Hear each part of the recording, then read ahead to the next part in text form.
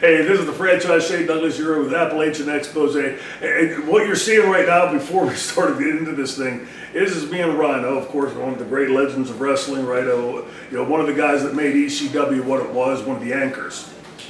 And this is how we cut up every time we're together. When you don't see each other for a month, 2, 3, 4, 5, 6 at a time, and we get together, this is exactly what happens in those cars when we're driving them down the road to come see you guys in your hometowns. In these conversations, what I always like to do is the same thing we do in cars, right? Is what you're about to see is what happens when he and I first meet each other. We're taking our first road trip together. These are the kind of questions that we all ask each other and just kick back and forth and helps those 1,000-mile trips go by a little bit quicker. So with that, welcome to the show. Well, thank you for having me. And, obviously he's the college graduate, so I brought a couple questions. Why do they have interstates in Hawaii? Well, we might have to Google that one. But where does your lap go when you stand up? It's another question if you have the answer. And why is quicksand so slow? Very good questions. I've yet to find the answer. So this has been another episode of Appalachian Expose. Thank you very much for coming. But let's start at the beginning. I first met Rhyno. What year was it? 97? Yeah, something around there. Yeah, 6 or 7. Yeah. We were just talking about this last night. We were in a building. You said Grand Rapids. It was actually probably Detroit. Detroit. Yeah, I think it was Detroit. For me, fairgrounds. Yeah, the towns all run together. But I remember the visual of the building. It was a rounded building with darker brown brick, surrounded by trees. And in the ECW dressing room, I was pretty familiar with everybody, of course. So I walk in and I see this mountain of a guy just thick as it's over in the corner getting dressed, not making a sound, like just really, really quiet.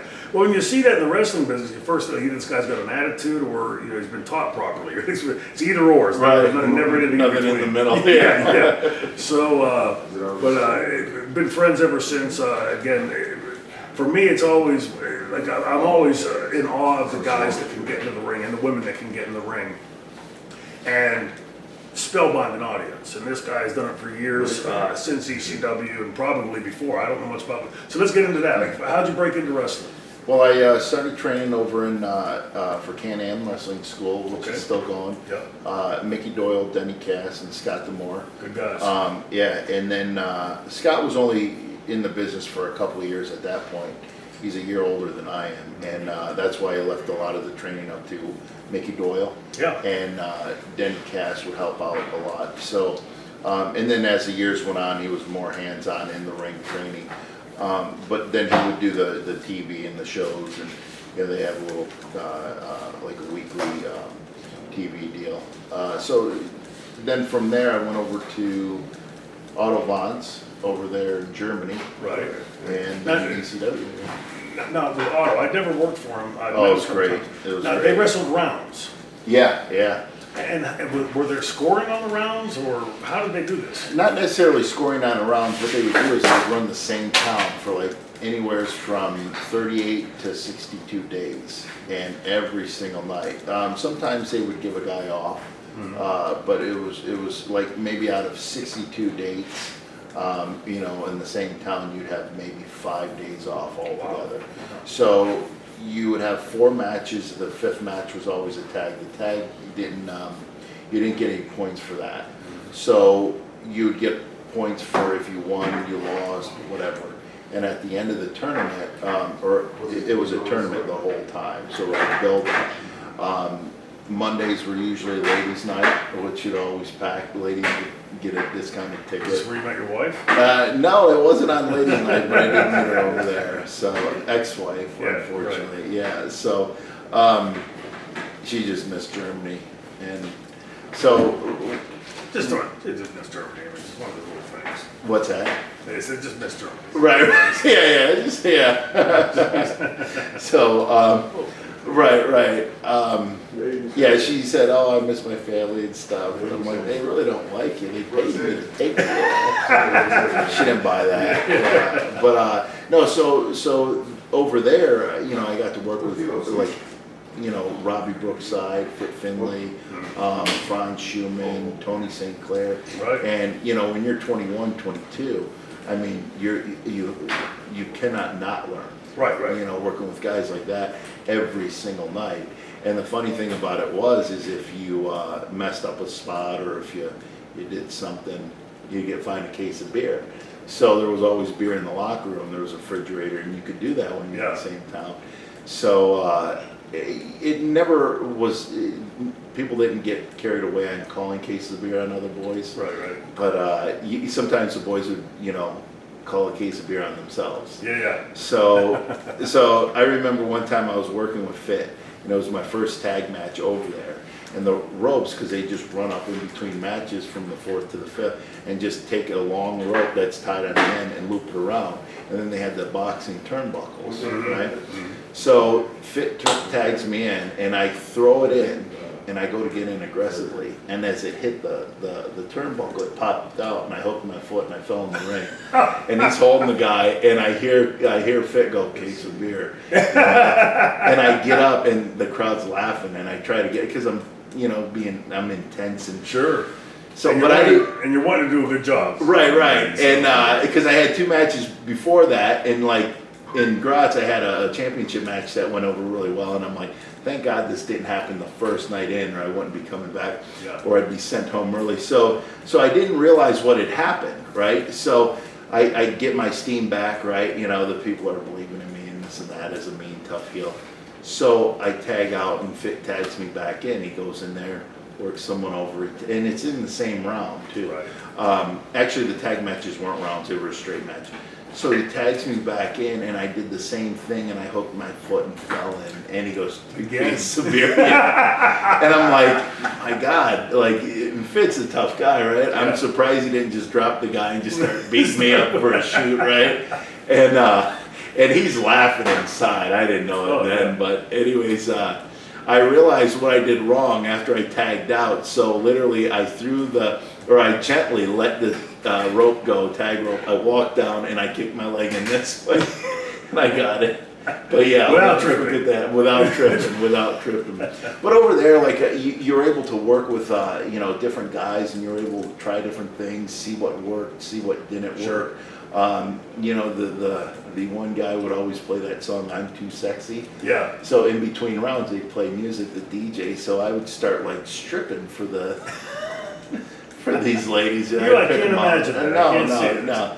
But it's something I wouldn't do when I came back, right? So and the referee Didi would always stop me, right? And so he was with the baby face, and it was usually the first going into the second round, third going into the fourth. You're usually more intense. You're getting heat and stuff like that, so it's not time to goof around. But I would do it in a way where I was directing my focus on a woman, telling her, I seen you digging me, so and then it's like that, and I'm literally down to my britches, and at the time I was about 265, and I'm like, man, I gotta keep going, or I'm gonna look like a fool, right? But if I keep going, I'm gonna look like a fool anyways. I really backed myself into a corner here. So I'm like literally ready to show my junk because I'm so hey, this is what you want. I'm gonna give it to you. I need a woman. Like there's no one else that existed. And in the crowd to me and them, and literally I'm going, dude, yeah, you think I'm such a yes. So anyways, he starts blowing his whistle, Rhyno. I'm like, where the hell were you? It's almost gotten to a really bad situation, right? But I mean, over in Germany, you see naked people on the thing. On TV, right? Yeah, and plus it was the 90s, so you would have gotten away with it. Yeah. They'd been like, oh, a guy naked, was he drunk? No, that's odd. Oh well, Usually they're drunk when they do that. It's funny you say that because there was an almost identical circumstance early in my career, not my first match, thank God, but Michael Hayes and I were tag teaming against Black Bart and Doug Gilbert as the was Black Patriot, I think, with a mask on, in Memphis, Tennessee. So Michael and I are, he's doing the take the arm in and out real quick, and comes over and he has Black Bart by the arm. And he said, "Come off the top." So I climb up the turnbuckle, and as I go to jump, I've never been balanced enough to be able to get both my feet up on the top turnbuckle and be steady. So I always have one second, third.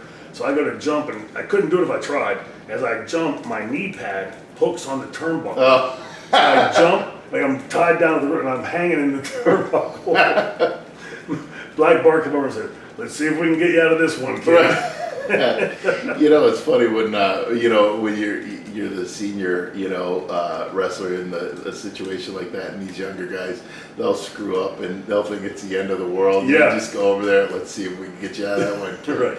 Yeah, but it's funny, you know, how you see, you know, the younger guys, you know, messing up like that. You know? Same But as we it's- did. Right, right. But what was funny is I was working with Edge. These were the Northern tours, and he was wrestling at Sexton Hardcastle back then. So we would, and that was right before Germany, and we were able to like work the crowd and Right. learn to listen to the crowd. Right. And we had a match all set up, and that's, you know how it is. You got to tell the younger guys to listen, learn how to listen to the crowd. Right. You know, and be able Critical. to change it up. Yeah. Right. So, because if you give them a match that you think they would like, but they don't, then you fail, you know, or you made a mistake. Right. But, so we ended up going out there talking about falling, and, you know, like I would yell at the crowd and get in, and then I would jump over the top rope, right? Yeah. So, and I'd get in the ring, and then the second time I did the same thing. The third time I'm like, I'm gonna trip up and fall in the ring. Perfect. So I did that, and he thought it happened for a The shoot, third? right? Yeah, so he started laughing, like he was like, oh my God, and I roll out of the ring, and I'm like threatening these little kids and stuff, and he gets back I get back in the ring, and then we tie up. Finally, we tie up, and you know, we just wrestled a little bit, but we really entertained him in the beginning part. Yeah. And then he goes, "Did you really? Was that on purpose, or did you really do that?" I go, "No, I worked it, right?" Yeah. But no, sometimes you work it, and sometimes Well, but. but it would make sense then, because these Right, fans right. have seen you trip twice. Right. and Well, the no, boys have I seen go you. over twice. Yeah. Yeah, the top rope, and then the third time I trip and fall out, and I'm like, yeah, no more of that. So, Years later, we've gone to Continental. Well, not years later, a year and a half later, we've gone to Continental in Alabama. We were in Columbus, Mississippi, and they had this is when they were starting to do the thing where Shane Douglas was cousins with Hugo, Lord Okay. Mungus, Sid Vicious, and you know, wearing the hockey mask. So they had Billy there, and I think one of the Moondogs, Randy Colley, and you know, getting heat on him. I was supposed to hit the ring, and the fans wouldn't know why. Problem was, a couple problems. First of all, it was one of those railings that came around, and instead of being open, about a foot up, there was Yeah. a bar like holding it together. Right. Well, I knew the bar was there, so I was really focused on making sure I run down, I clear that and don't trip myself going to the ring. right. But the ropes were all wrapped in barbed wire, so I cleared the metal bar, go to slide into the bottom rope, and a barbed wire catches my ear and snaps my head back. I half ripped my ear off, Yeah. and bleeding like a stuck pig in the ring. It just, you know, you look back over your career and you think of like the things like with you in Germany and those things with me in Memphis and Columbus, Mississippi. And I'm sure we could probably think of a whole lot more. Right. I'm curious, like, what led you to, because, you know, there's millions and millions and millions of fans, especially back then, out there. Very scant few, 0.01 or something of them ever decide I'm going to go to wrestling school, I'm going to be a wrestler. Yeah. What was it, aside from being a fan of the business, I'm sure, but what was the linchpin to you that said, I think I can do this? I think my senior year of high school, I knew I was going to hit a growth spurt right after high school. Right. So I thought about, you know, I stopped watching, you know, my freshman year, like I think everybody does. You're more into sports Sure. and the social part of high school, and then, you know, girls obviously, driving, you know. Mm-hmm. So I really focused on all those things, and then my senior year, I remember, his name's Chris. We were talking, he was still a big wrestling fan, Mm-hmm. and this was in like '92. He was talking about how he'd go to the airport and see the guys come in. He talked about Bret Hart and a lot of guys that I had still known. And, Right. and at that time, they were, you know, it wasn't the land of the giants anymore. You know, when Yeah. they're billing someone like at 6'7", 6'8", and they're really like 6'4", 6'5", you know, you're Right. like, wow, you know. Yeah. So, Yeah. and then I knew I was starting to hit a growth spurt. So I started training in the gym. That's what really, you know, I was like, you know what, that's something that I would like to, you know, do. And then I heard a couple of things about a school down in Lima, which is Al Snow's School of Body Slammers. And then I heard about one opening up in Scott's, and I think it opened up in '92. So that had just opened up, and I was talking to this other guy at the gas station that was, going to train. He was more of a guy, I'm gonna go train, but didn't, or he went to a couple independent shows, and then I heard about independent shows like when I was in 8th grade. So that was like 5 years later. So I have an idea that there's independent shows. I just thought like when you were wrestling or when you're watching wrestling as a kid, you just thought there was NWA and whatever you've seen on TV. Right. That's the only wrestling out there in Sure. the world. Sure. So then I started hearing more about independent wrestling. Then I ran into a kid, Brian Wellington. That's what he wrestles as. Brian Smith. He went to the same school, but he was in 8th grade when I was a senior, so we just missed each other going to the same school. So then he would go to all the independent shows, and Tom Ouellette, he's actually a tattoo artist, the guy that did my tattoos. We became friends. I would see them, around the town, and then they told me a little bit more. Then I went to train, and then we all started hanging out, and then they would train, and we all started studying tapes, and Right. they started training. I think they were like 16, so I think I was a year into my training when they started training. So it all kind of like just. But to answer your question, my senior year, that's what really thought, okay, I'm going to go after it. And then everything just kind of started to fall into place like it was meant to be. Right. Now, in those early times, they discussed school up, if I'm mistaken, it's right on the border with Canada, right? Yeah. Close. In Windsor, yeah. Right. Or with America, I should say. Was Sabu and all those other guys from the Detroit area that were by that time now dabbling in the business, were they involved in that school anywhere, coming by, or? No, I had not met Sabu until ECW. Really? Yeah, like we never crossed paths. Wow. Right, and Demore was really good friends with him.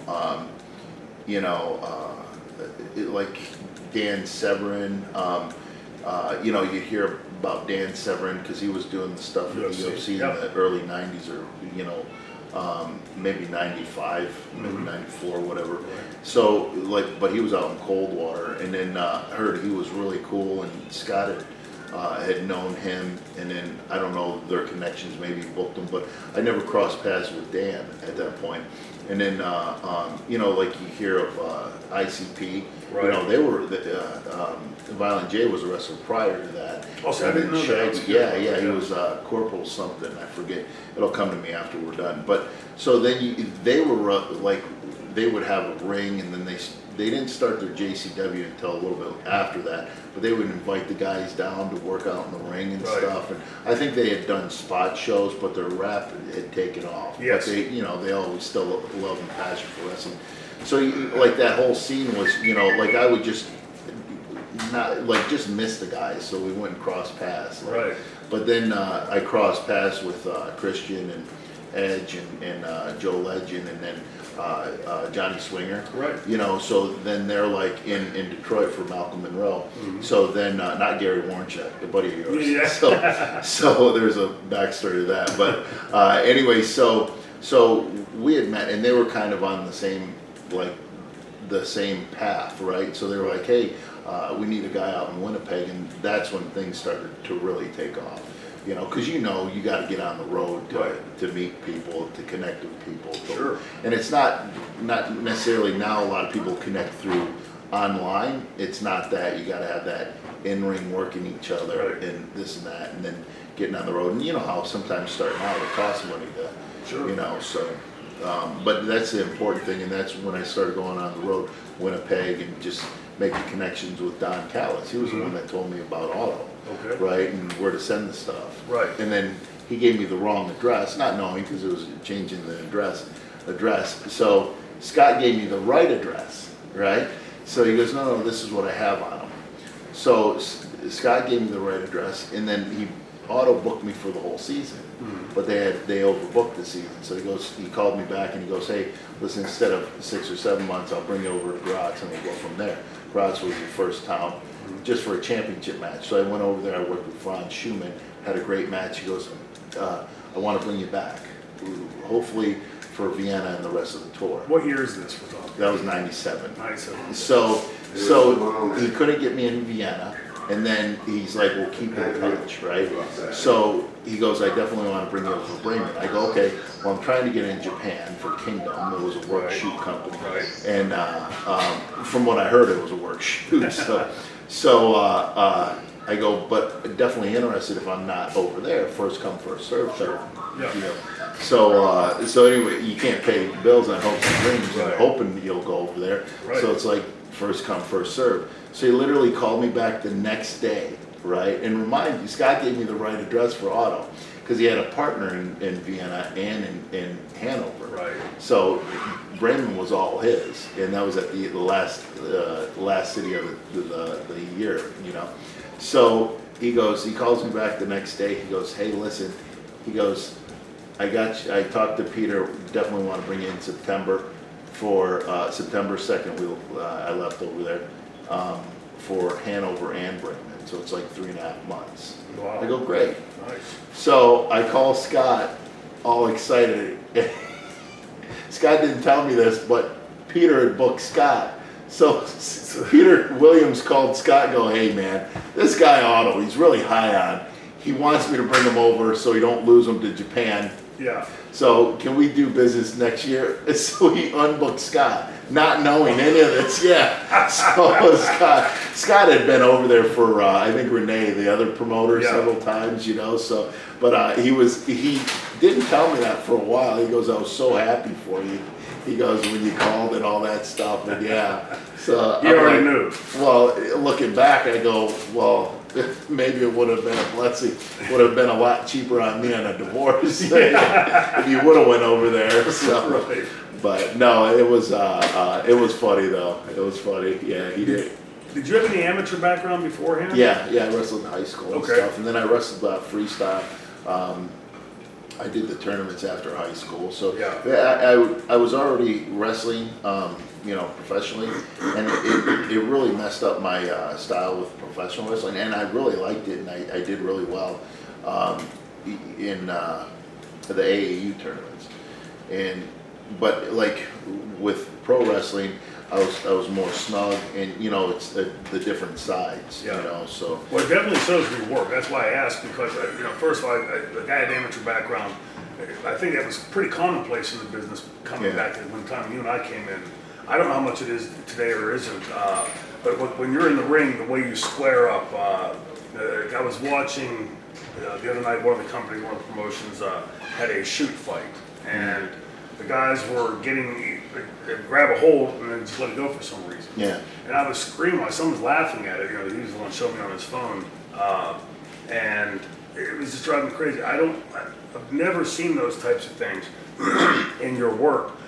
Again, at that time, that generational thing, if you'd have turned your back in the school on, say, Bill Watts or Dominic or Denny, you'd have caught hell. Yeah. Right. Yeah. And but it's apparent in your work that you can see that amateur influence on your professional work. And to me, that's what always made professional so compelling and interesting to me as a kid watching it, because having wrestled, you would see basic tenets of amateur wrestling thrown in that would make it make sense. Like DiNucci was phenomenal at that. The way to grab and counter, what I call the catch can style, and you don't see that anymore today. No.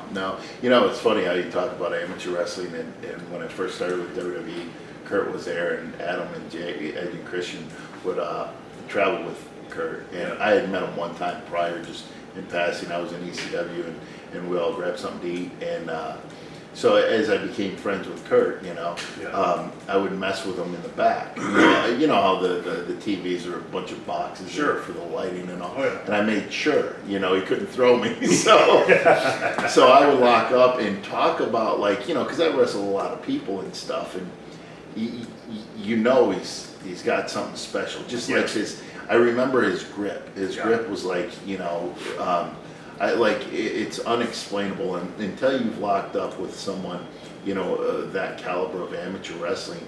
And then, I worked with him a lot in the ring, but, it's like, I could not do anything with him, and he said I had a lot of potential as far as base and stuff. He goes, you can tell he said a little bit more. I don't want to toot my own horn, but just like it was, because I'd always do it where we're around boxes, one, so he couldn't throw me, and two, if I got behind him or one-upped him, even if it was by half a step, I could just like, oh, we're in the boxes, let's break, yay, Sure. cheer for me, right? Yeah. I got an Olympic champion, right? So, but I could never do that, and talk to him and Brock, this was probably in '03. They were in the ring and they were just rolling around, I think, for a match, and then the competitiveness, Sure. and some of the guys were, and I don't know if someone was egging them on, but they started rolling around and talk about a treat, man. Really? Just watching that, and I don't remember. You were there for this. Yeah, I don't remember, and it didn't get heated like angry, but it was just no one really got over on anybody, but it was just like they were really getting into it, and it was. Like you're just like it was amazing just to sit there and watch it. It would have been nice to see them actually have an amateur wrestling match. Right. But that's the closest I think anybody's ever gotten to see that. And I'd heard about that for years, and I've heard different versions. It was a confrontation. I don't think it ever got a confrontation. It might have been, and then they started to go, wrestling. Or he started saying, "You think you could take me down or something?" Maybe, yeah. But I remember, from my memory, nobody got over on each other, but it was really a treat. Yeah, I bet. Now I'm curious, why? And Brock is strong. I'll tell you a story about Brock. He goes, this is when he was doing, he was just doing live events, and he asked me, he didn't have a ride or something, and he asked me if we could jump in. And I was by myself for some reason. I'm like, yeah, sure. So we go to or maybe he was just at TV doing a dark or something, or I don't know exactly, but I think we were together for like a couple days and on the road, and we go to the gym, and he goes, I go, what are you training? He goes, shoulders. I go, cool, I was training something else, and I almost decided to train shoulders with him. But literally, he warmed up with I think it was like 120s or something. Warm up. Just shoulder presses. And he's doing and I'm thinking, well, I'm glad I didn't train shoulders with him, because that's not even my max, right? I've never seen a stronger human being before in my life. Really? Yeah. And I watched him, out of the corner of your eye, Sure. I'm like, oh my God, how strong is this guy? Yeah. And I mean, just talk about natural strength.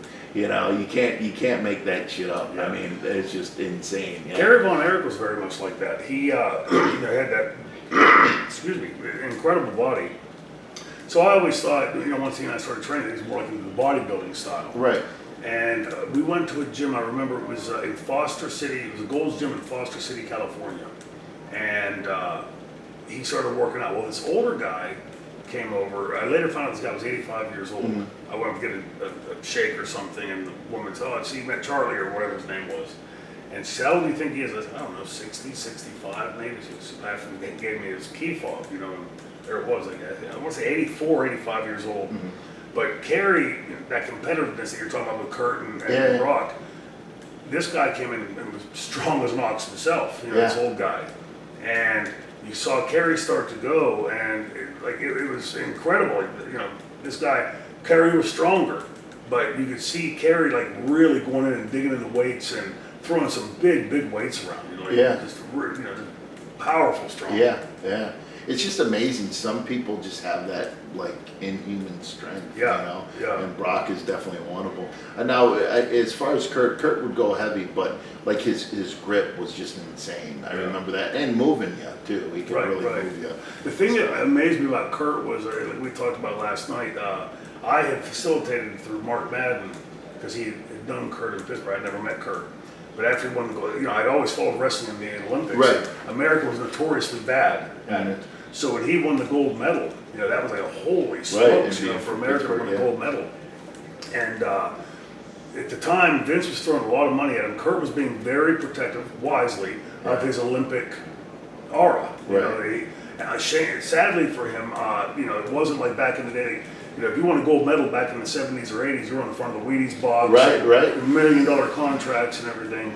So Kurt was being very protective, and we, through Mark, had set up, we offered him far less money than WWE could. anyway, he shows up for the show that day, flies in, and I had gone to the airport since I had facilitated him working with DCW to pick him up. And this is back before all this terrorism stuff. You could go into the airport, you know. Actually. Right. So I walked past him about 4 or 5 times because at the time he was probably 210, 215. Yeah. And in my head, I'm thinking that heavyweight wrestling Olympics Right. is going to be a big, like you size, right? And I kept walking past him, and when I finally realized, and I see this guy and this girl standing together, and I looked closely at him, but he seemed so much, he was lean and cut up as hell. Right. But it also, what the pro wrestling business has done to all of us, right, aged us. At that time, he looked like he was 12 years old. Yeah. He still had the hair, and real baby face, you know. And Yeah. But and I remember watching the Olympics when he won that gold. You know, I was watching the whole tournament, and you know, you could see he had something special. And so he transitioned into the pro. I mean, there's been a handful maybe that have transitioned successfully from amateur into the pros. And I just wondered because he was so elite at the amateur and at the international level. But boy, he really picked it up in spades, didn't he? Yeah.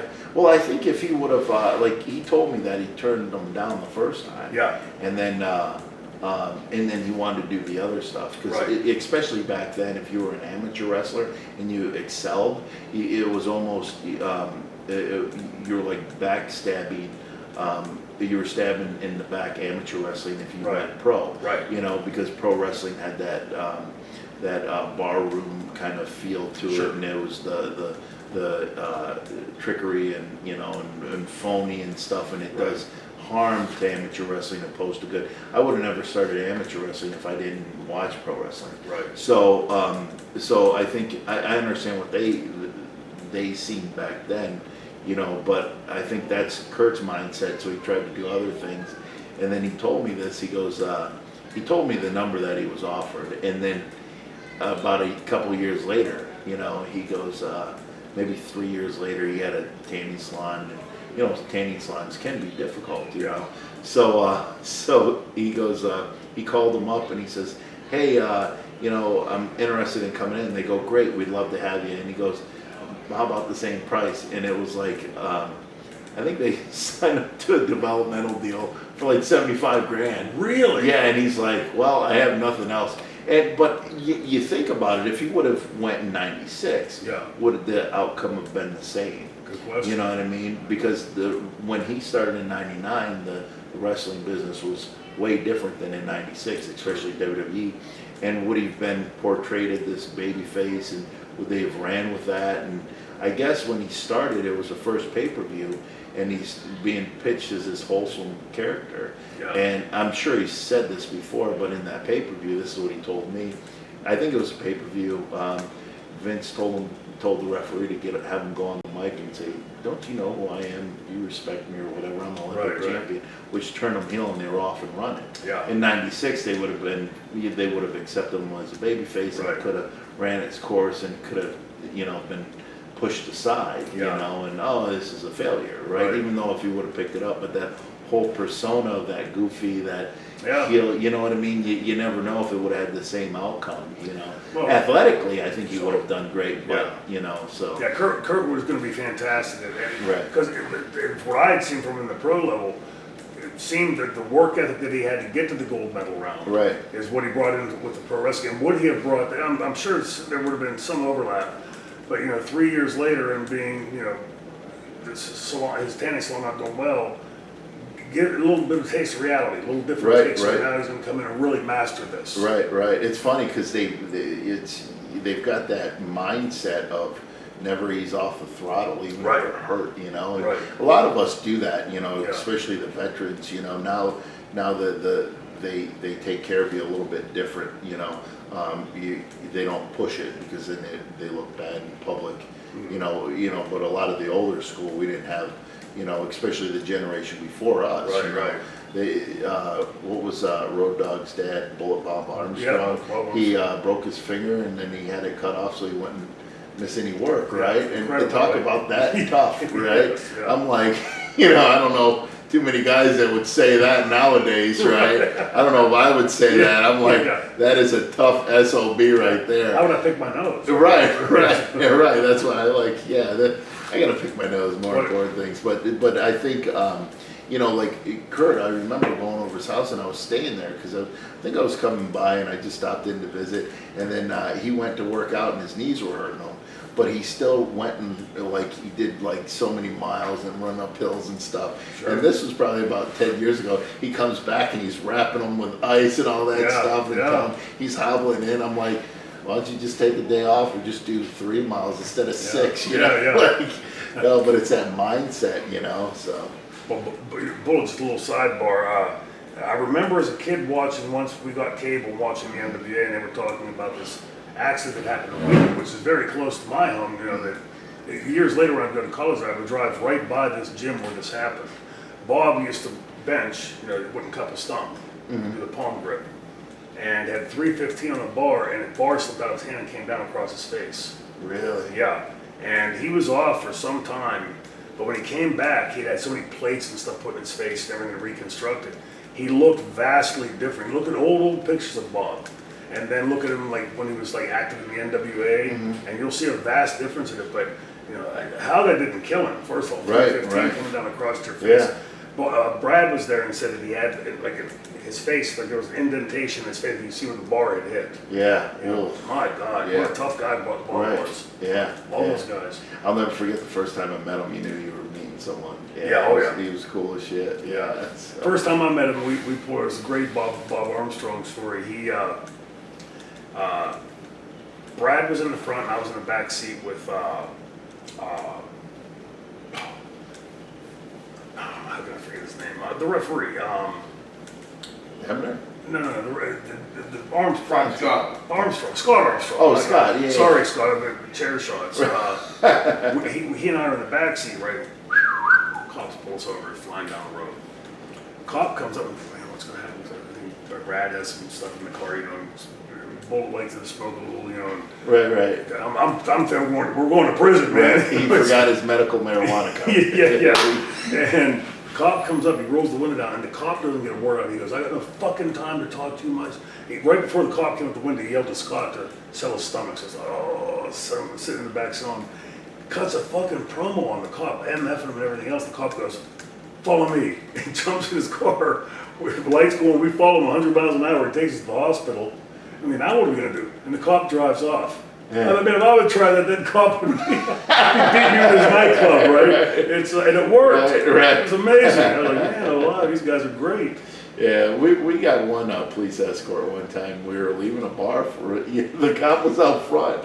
We're walking out. This was '06, and this was in Indianapolis. And we were walking. The show was the next night, and we were walking. Now, had you imbibed at this point? What's that? Had you imbibed at this point? Had you had a few to drink, or? I don't drinking know. then? No, I wasn't driving. Oh, okay. It was someone else driving, but he was drinking for sure. Yeah. You know, not where he was wasted. Right. Maybe he had a couple, but he wasn't wasted or anything. Yeah. But no, we were walking out of a bar and the cop didn't even ask us if we were drinking or not. He just, hey, I'll give you a police escort to your hotel. Yeah, cool as shit, man. Yeah, he was a big wrestling fan. And yeah, we're doing about 80 miles an hour down the expressway. And I'm thinking, great, isn't it? boy, and there was like 5 of us in the back seat. And I think we were waiting for a cab and there was, I forget, so we're talking to him. He's like, I'll just give you a police escort, just wedge in there. And yeah. So, and then I actually got to do a few ride-alongs too with cops and stuff, which was ones that I became friends with. But yeah, they didn't give me a gun or a badge. We did go into strip clubs, which was cool. We were in Atlantic City, and he goes, "You want to go to a strip club?" I go, "Can we?" He goes, "Yeah." He goes, he just shows Do it up. every night. Right. He goes, we're just taking a look around. I'm like, I'm with him. Yeah, so we just walked around and came. It was a dive one anyways, yeah. When you were riding, see any like hairy stuff? No, well, we stayed on the one side of Atlantic City. I guess he literally drove by and lights are on and he goes, you don't cross on that side because he's seen some lights on and then there's a couple of his buddies and we just pulled up and then we left. Yeah, we didn't stick around. He goes, I wouldn't do that to you. I'm glad. Thank you, you know. One time we were driving, me, Johnny Ace, Tom Zank and Brian Pillman. We're driving from Amarillo to Lubbock City. And fans understand, it's a straight road for like 120 miles. I mean, no bends, no curve. It's a straight shot. And we're flying down, little dip in the road, and I come up to the other side of my radar detector. back in the day. Yeah. It was red hot, right?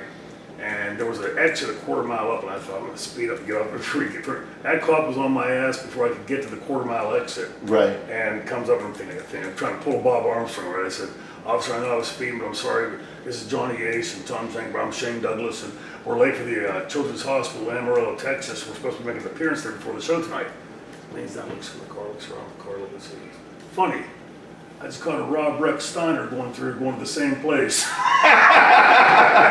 Rick Steiner. And so after that, I decided it's time to stop working the cops. Just Right. And now you get pulled over on my golf cart, running in the street. But, So what was your conduit in DCW then? what's that? I always thought it was like through Sabu.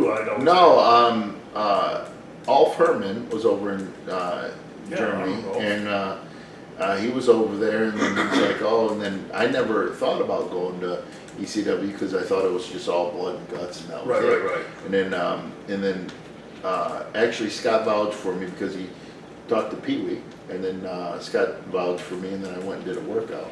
The third workout, Paul hired me. Yeah, he looked at me a little bit in Grand Rapids, and then Lansing there wasn't any workouts, and then Detroit, yeah. So I was the only one there to work out with another cat, and yeah, so. So you weren't like hired for a spot at that point. You were given an opportunity. Right. See, like, when I was a kid, I used to like the guaranteed stuff, right? It sounded great. But correct me if I'm wrong, my guess would be being hired like that, given a chance, hey, go to the ring, can I see what you can do?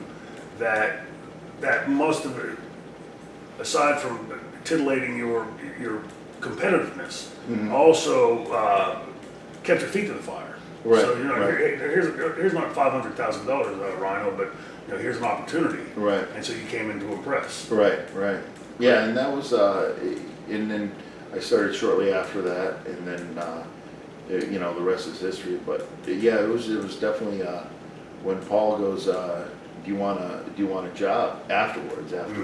He goes, hang out. I want to talk to you after the show. And after the show, TV promos would end at 3 o'clock in the morning. On an early night. He goes, well, do you want a job? And I thought to myself, well, I said, yeah, Sure. of course. But I'm like, I definitely wouldn't have waited till 3:30 in the morning. Like, Pee Wee was like, I'm out of here. Call me right when you get done talking to him. Let me know what he says. And then Stevie Richard already left, but he goes, what's your name? I go, Rhyno Richards. And I always was going to drop Richards. And he goes, oh, we had a Richards before. We'll come up with a new name. And then he asked me if I tried WCW or WWF. I go, I'd send stuff to WCW. I had the right address. They never sent me a letter. They'd send buddies letters, that would try to send stuff down, just the normal letters. Thanks for sending your stuff down, but we don't have anything free at this time.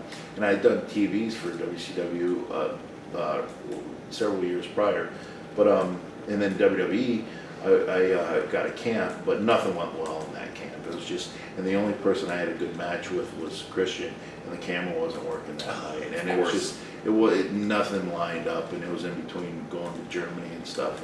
So Paul goes, and Cornette was my connection on that. Cornette seen my tape, got me a tryout, did really well with the tryout, got invited to a camp, and I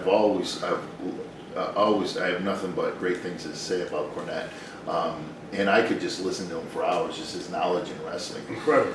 So Paul, and I never knew they had heat, Paul and Cornette. So, but this is a great thing. We'll leave on this. We'll leave a message. We'll leave on this, but because I've got to go to that show. But he goes, I had a tryout with WWE in a camp. Cornette seen my stuff, and he loves my work. And Paul literally, I'll never forget, he looked off to the right. He goes, huh, we agree on something. And then he started back, and I didn't understand what that meant, right? And so I told Pee Wee, I called Pee Wee right when I got home about 4:30 in the morning. And then I go, he said I got a job. He's like, great, yada, yada, yada. I go, but he said one thing that really stuck out, and I told him what I just said, and he goes, oh yeah, him and Cornette, they hate each other. There's so much heat, whatever, right? And I go, oh, okay. And I go, it makes sense now, and I'm glad I'm that one person that brought them together and agreed on one Yeah. thing, and they Yeah. probably don't agree on anything Yeah. else. But yeah. They're just two peas in a pod. Right, That's the right, reason I think right. they can't stand each other so much, but yeah, incredible. And you could learn so much off of both of them. Oh yeah. Yeah, that would be great if they had a child, if you meshed both of their, like the old school. Be smart but ugly. Yeah. I didn't say that, he said that. Well, listen, Ron, we'll have to do another round of this because I still have a million things I want to ask you about, but appreciate you stopping by. Oh, Lots of thank things, you, bro. brother. Thank you. It's always Yes. great to see you, man.